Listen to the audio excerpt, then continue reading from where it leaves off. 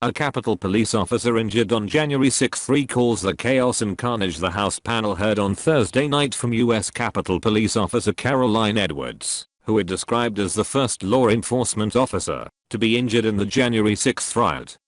It also played video of her being violently slammed to the ground by protesters breaking through a barrier outside of the Capitol, knocking her unconscious, the first of several injuries she sustained that day. "I couldn't believe my eyes," she recalled of the scene, which she compared to a war zone. "There were officers on the ground. They were bleeding, they were throwing up. I saw friends with blood all over their faces. I was slipping in people's blood. I was catching people as they fell. It was carnage. It was chaos. I can't even describe what I saw." Several law enforcement officers who responded to the riot, as well as family members of those who died as a result, looked on as Edwards described her experience. Edwards said as the mob grew, she told her sergeant the understatement of the century, "Sarge, I think we are going to need a few more people down here."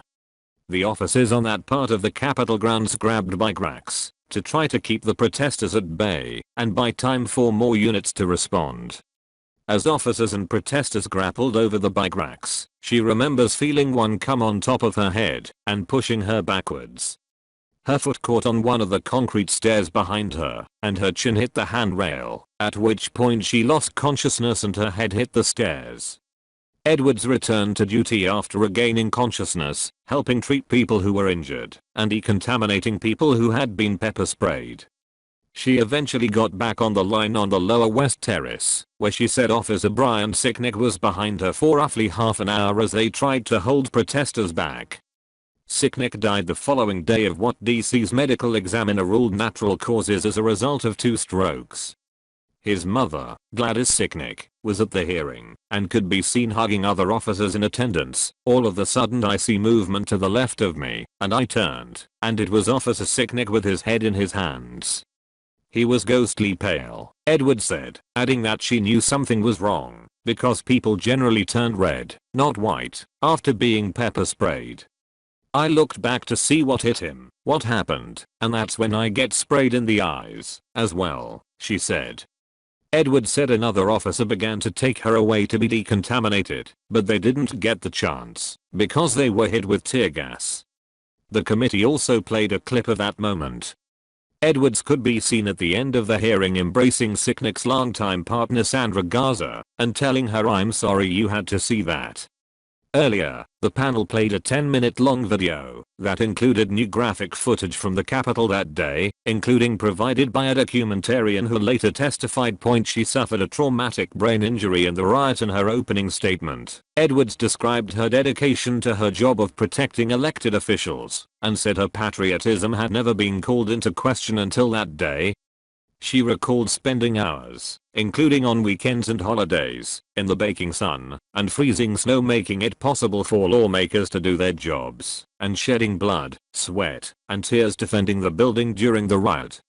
Edwards invoked her late grandfather, a US Marine who fought in the Korean War and lived the rest of his life with shrapnel still inside his body. "I'm a proud American and will gladly sacrifice everything to make sure the America my grandfather defended is here for many years to come," she added.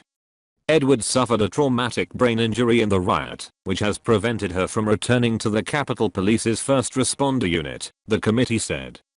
She hopes to return to duty later this year. More than 140 US Capitol Police and DC Metropolitan Police officers were injured while defending the grounds that day, according to a Thursday statement from the US Capitol Police Labor Committee. 4 officers died by suicide in the aftermath of the attack. Gus Papathanasiou, chairman of the Capitol Police Officers Union, said officers are watching the hearings and hoping they will prompt Congress to provide the force with more support and resources to deal with the high threat environment it faces every day. He said the number of threats made against members of Congress jumped from around 5,200 in 2018 to more than 9,600 last year, and that a security review found that USCP must hire 884 more officers. It's not just a question of hiring more officers, but retaining existing ones, he added, urging Congress to address the stark disparity in retirement benefits between the USEP and other federal law enforcement agencies. Papathanassiou said the force is also seeking to hold multiple parties accountable, including its intelligence chief, who remains in her position even after a no-confidence vote, as well as who perpetrated the attack and those who conspired to make it happen. We trust the Department of Justice will vigorously pursue all those who assaulted our officers and those who threatened the peaceful transfer of power.